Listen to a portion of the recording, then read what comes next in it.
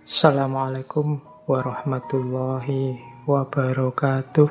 Lanjut ya. Sekarang genealoginya kalau bahasanya Nietzsche ya. Kita lacak asal usulnya.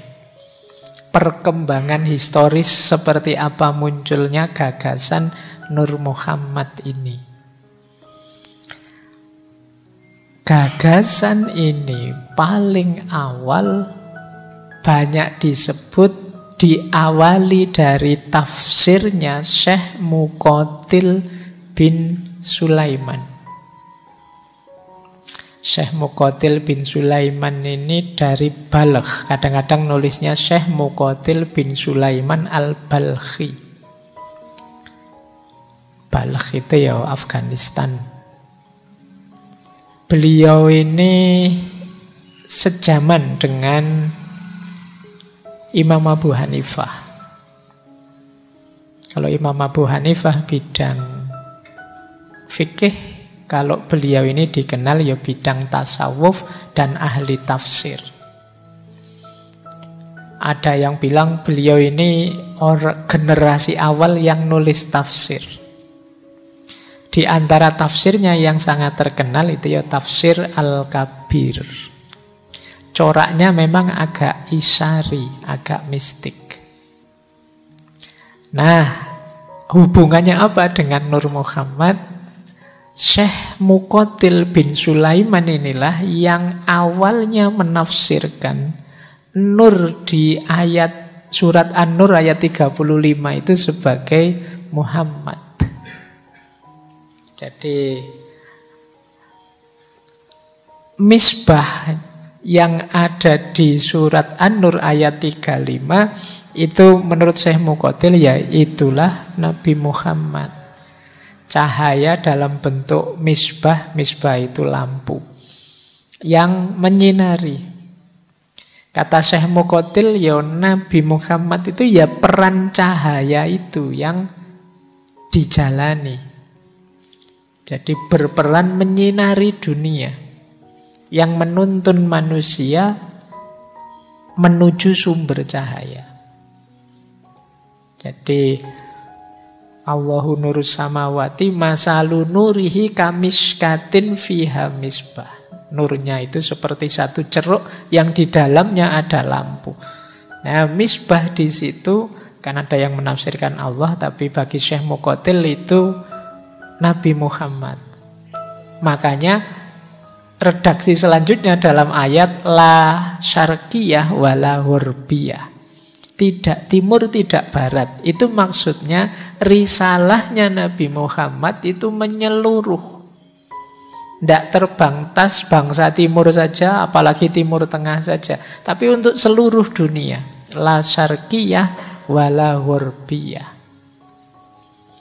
Nanti di tafsir Syekh Muqatil itu muncul istilah Nurul Mustafa, Nurul Huda, dan lain sebagainya yang belakangan kan banyak dipakai oleh nama-nama di Indonesia ini kan banyak nama Nurul Mustafa. Ada enggak yang Nurul Huda dan lain sebagainya. Cahaya petunjuk, cahaya yang terpilih. Saya yakin malam hari ini yang hadir ada yang nama Nur atau nama Nurul. Di setiap kelas saya ngajar mesti ketemu kata-kata Nur, Nurul, dan lain sebagainya. Jadi karena memang posisi sebagai cahaya itu kan membanggakan. Dia menerangi sekitarnya, dia jadi penuntun, dia jadi petunjuk. Nah, ini awal sebenarnya belum eksplisit di situ ada istilah Nur Muhammad. Tapi mulai muncul istilah-istilah Nabi Muhammad sebagai cahaya. Nah, nanti karena ini genealogi ya, kita pahami pelan-pelan. Terus mulai muncul banyak istilah tadi, kekaguman-kekaguman kepada Nabi secara alegoris, secara analogis menggunakan istilah cahaya. Termasuk istilah cahaya di atas cahaya. Nurun ala nurin. Nurun ala nurin ini ditafsirkan makhluk hidup semuanya ini kan dalam dirinya ada kandungan cahaya.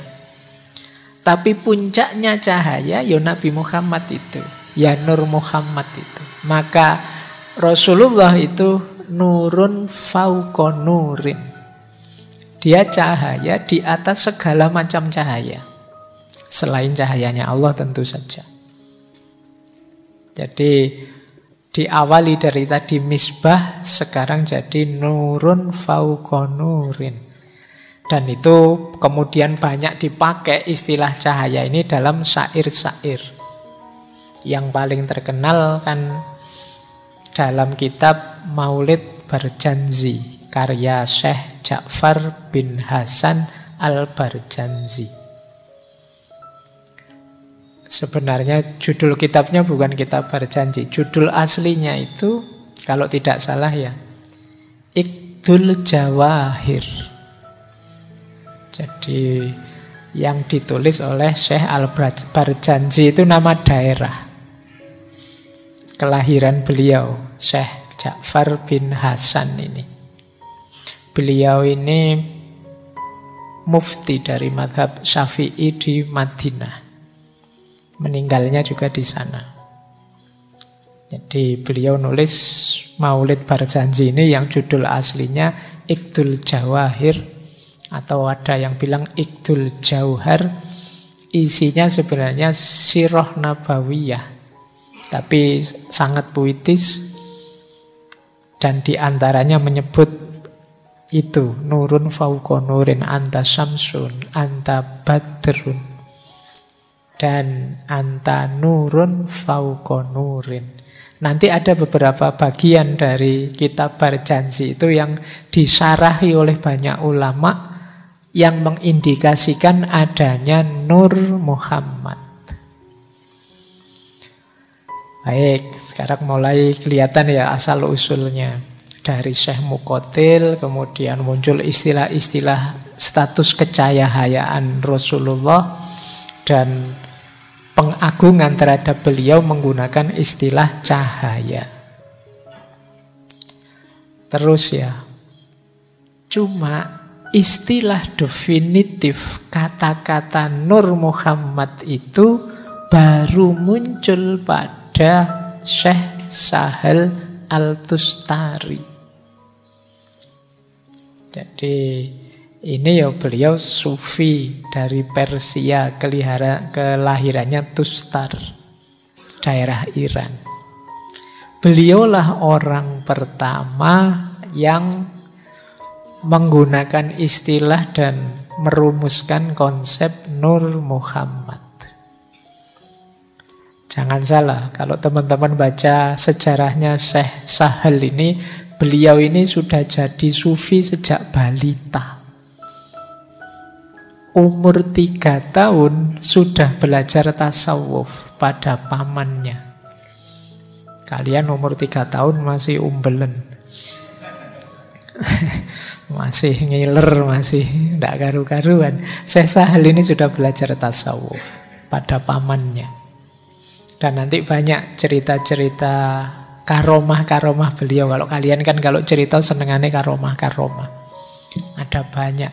Ada yang bilang beliau ini kuat tidak makan sampai 70 hari.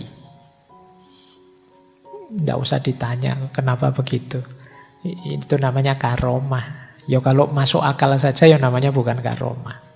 Di antara keistimewaan yang diberikan oleh Allah.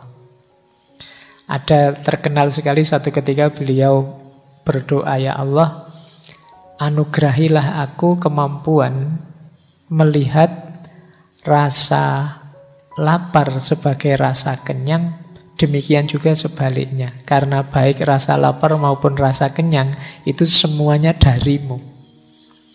Nah itu menarik ya kalau pakai teori pikiran kemarin, apa-apa ya dari pikiran sebenarnya. Kan banyak cerita-cerita orang itu bisa tidak makan apa-apa karena terjebak di mana. Saya pernah baca zaman penjajahan Jepang itu ada orang yang karena terkurung di jadi romusa, tidak ada makanan sampai Yang dimakan itu pasir dan batu bata. Sehingga sampai merdeka pun dia masih punya kemampuan makan batu bata itu. Loh ternyata bisa. Tidak terbayangkan ya, mungkin kalau ke belakang keluarnya semen, keluarnya makanannya batu bata. Tapi bisa. Syekh Sahal Al-Tustari juga begitu, dikenal kuat menahan lapar. Ada cerita satu ketika orang pingin nguji, apa bener orang ini memang tidak makan, ibadah terus. Ternyata pernah pula, ternyata makan. Tapi bukan makan sembarang makan. Jadi ada riwayat satu ketika orang yang sekian lama meneliti itu melihat di satu malam saat beliau ibadah malam, Syekh Sahal ini tiba-tiba muncul dari pintunya masjid itu datang seekor kambing. Entah dari mana. Yang oleh Syekh Sahal terus diajak ngobrol, bicara dengan bahasa Persia. Di riwayatnya memang diajak ngobrol dengan bahasa Persia, mungkin kambing Persia. Kalau kambing Jawa mungkin diajak ngomong bahasa Jawa. Nah, setelah itu Syekh Sahal ngambil gelas, kemudian dari kambing itu beliau mendapat susu dan diminum. Jadi ternyata ada karomah yang lain. Jadi beliau tidak nyari makan, tapi makanannya datang. Ini kan prinsipnya para sufi, orang-orang yang sudah ada di makom tajrid, itu dia sudah tidak mikir dunia lagi karena dia pasrahkan sepenuhnya urusan dunianya pada Allah. Jadi dia tidak ngurusi lagi besok aku makan apa, kerja apa, dapat apa. Itu sudah di luar pikirannya. Dia hanya fokus menomorsatukan Allah saja. Urusan duniaku biar diurusi Allah. Ini namanya orang yang sudah nyampe makom tajrid. Nah, cuma jangan ditiru. Makommu belum ada di sini. Kalau kita kan, ini kalau pakai istilahnya Syekh Ibnu Athaillah, makom kita itu masih makom asbab. Masih sebab akibat. Kalau pengen kenyang ya makan. Kalau pengen dapat makanan ya punya uang. Kalau pengen punya uang ya kerja. Ini sebab akibat. Kita masih ada di situ. Jangan gaya di makom tajrid. Jadi kalau orang di makom asbab kok terus ambisius pengen naik ke makom tajrid, kata Syekh Ibnu Athaillah itu namanya hawa nafsu. Tapi kalau sudah nyampe makom tajrid ya jangan mau repot seperti orang di makom asbab, itu namanya degradasi. Jadi setiap orang sesuai makomnya. Lupa kan enak nanti yang di makom tajrid, nanti dia berarti levelnya lebih tinggi dari kita. Enggak. Di makomnya masing-masing silahkan mendekat pada Allah sesuai jalannya. Kalau kita yang di makom asbab, kita mendekat pada Allah sesuai kondisi kita, makom kita. Karena ridhonya Allah itu jatuh pada siapa, sepenuhnya hak prerogatifnya Allah. Jadi kalian tidak perlu minder, Pak saya itu apa, Pak saya itu levelnya enggak. Lakukan kebaikan semaksimal mungkin di makommu, di levelmu. Tidak usah nunggu, Pak saya besok aja Pak rajin ibadah, kalau sudah makom saya naik setengah-setengah wali lah. Ya wis tidak nyampe. Makommu masih ada di situ, jalankan saja yang kamu mampu di levelmu. Nah, sufi awal yang dikenal mengkonsep Nur Muhammad ini beliau, Syekh Sahal Al-Tustari ini. Beliau juga nulis tafsir. Di tafsir beliau lah nanti muncul gagasan tentang Nur Muhammad ini. Jadi menurut Syekh Sahal Al-Tustari, ini konsep-konsep yang saya jelaskan di awal tadi banyak ngambil antara lain dari konsep awal Syekh Sahal Al-Tustari ini. Jadi yang pertama apa? Allah sebelum menciptakan alam semesta, yang diciptakan duluan adalah Nur Muhammad. Jadi ini ciptaan Allah yang paling awal. Mungkin ada yang protes, kok begitu sih Pak, kok tidak nyambung sih Pak? Kata Syekh Nawawi Al-Bantani, loh itu hak prerogatifnya Allah, mau menciptakan yang awal itu apa? Nah, Allah menciptakan yang paling awal itu Nur Muhammad. Nah, dalam Nur Muhammad ini, ya dia memang disebut Nur. Anggap saja wujudnya cahaya, meskipun jangan mendefinisikan cahaya seperti lampu listrik sekian watt ini. Jadi bentuknya cahaya dan memang sifatnya qadim. Qadim dalam tanda petik ya, nanti dijelaskan di belakang oleh Ibnu Arabi.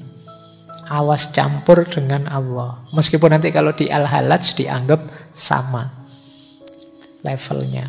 Nah, jadi dia prakekal, azali, qadim. Meskipun qadimnya dalam tanda petik tentu saja tidak selevel Allah karena dia ciptaannya Allah. Dan selanjutnya alam semesta ini diciptakan oleh Allah melalui Nur Muhammad. Makanya tadi oleh Ibnu Arabi pakai istilah syajaratul baida, seperti pohon yang keluar banyak ranting cahaya. Jadi dari Nur Muhammad inilah nanti muncul banyak makhluk-makhluk dari level paling transenden sampai level materi. Jadi dia semacam sumbernya eksistensi. Nah, kemudian Syekh Al-Tustari juga menyebut nanti ya surat Al-A'raf ayat 172. Ayat ini kan kadang membuat kita bingung. Di ayat itu disebut sebelum kita ada, di situ ada perjanjian antara kita dengan Allah. Yang di situ Allah tanya pada kita, alastu birabbikum. Kemudian kita jawab bala syahidna. Kan terus kita protes, kapan saya jawab itu? Saya tidak merasa ada loh. Kok katanya dulu ada terus jawab. Nah, kalau di tafsirnya Syekh Tustari ini yang jawab itu ya Nur Muhammad. Dia potensi yang nanti melahirkan kita. Cikal bakal yang dari situ muncul kita. Bahkan ya dalam tafsirnya, dalam ceritanya Nur Muhammad ini begitu diciptakan dia sujud pada Allah sekian ribu tahun. Jadi makanya saat itu ada perjanjian. Oke, makhluk akan lahir semua, tapi sebelum dimunculkan diajak berjanji. Jadi semacam disuruh syahadat dulu. Ditanya oleh Allah, alastu birabbikum bala syahidna. Apakah engkau menganggap aku Tuhanmu? Bukankah aku ini Tuhanmu? Terus jawab bala syahidna. Nah, itu ada yang nafsir yaitu Nur Muhammad, yang dia potensi semua makhluk nantinya.